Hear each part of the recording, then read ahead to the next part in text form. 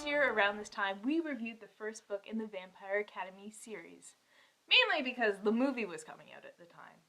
We thought we were done after that. We're never going to pick it up again, but lo and behold, here we are a year later because we were so entertained with the first book that we had to read the second. I think there's something wrong with us. A lot of things, probably. Are we doomed? Most likely. Great. So, on to Vampire Academy number 2, Frostbite.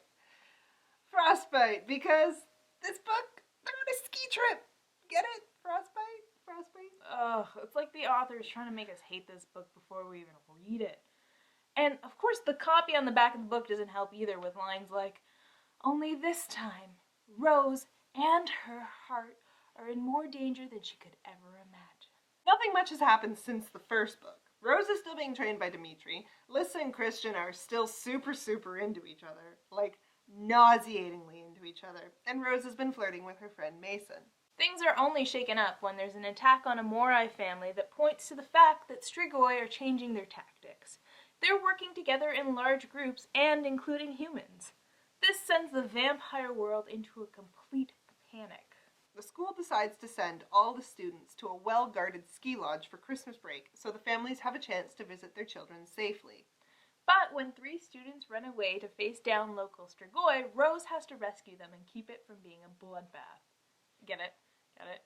Because they're vampires. I get it. Okay, I'll stop. One of the best features of Frostbite is how natural all of Rose's emotions feel. On the one hand, you have her relationship with Lissa, where Lissa is now spending most of her time with her new boyfriend, Christian.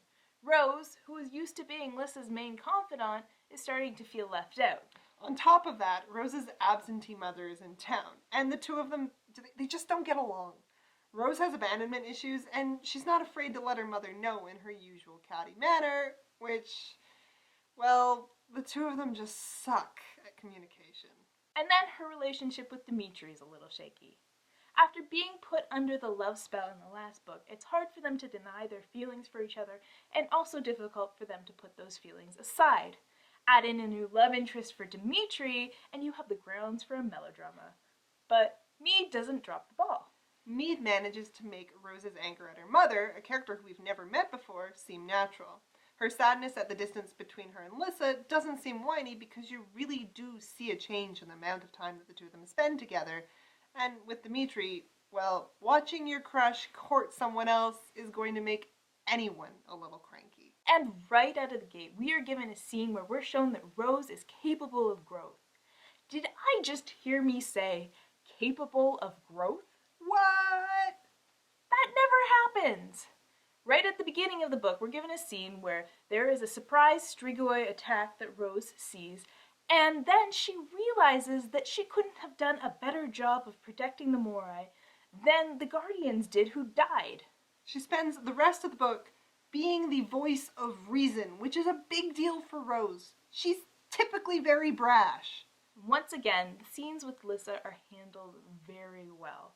Oh, okay, she spends most of the book face-melded to her boyfriend, but in the scenes where she and Rose actually do have heart-to-heart talks about her emotional state, you can see it handled very smartly.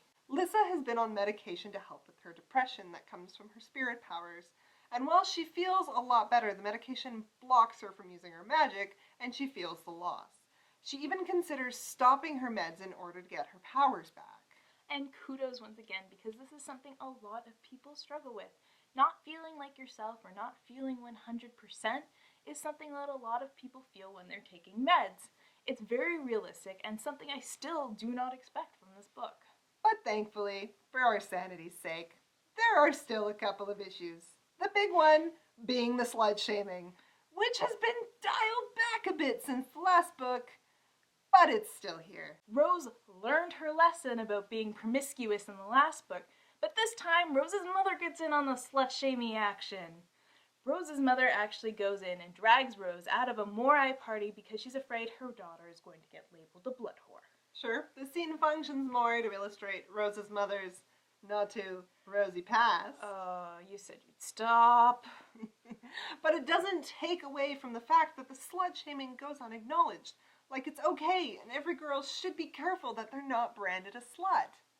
Instead, what does get examined is the housewife-working mother dynamic between the women who are guardians and the blood whores, i.e., the blood whores are raising their children and doing a good job for society, and they shouldn't be looked down upon for it.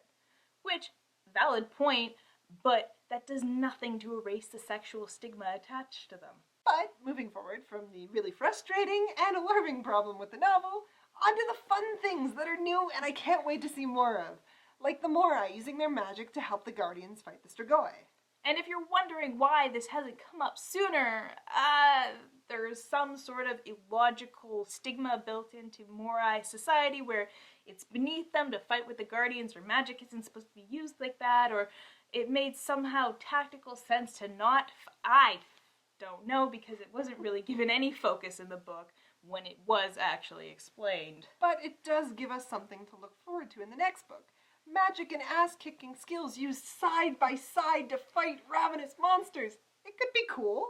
And with the Morai being little bitches and squabbling between themselves about whether they should fight or not, we might actually get to see Rose and Lissa do some political maneuvering, which I would love. So, despite all of its problems, what did you think of the ending? Actually, surprisingly mature.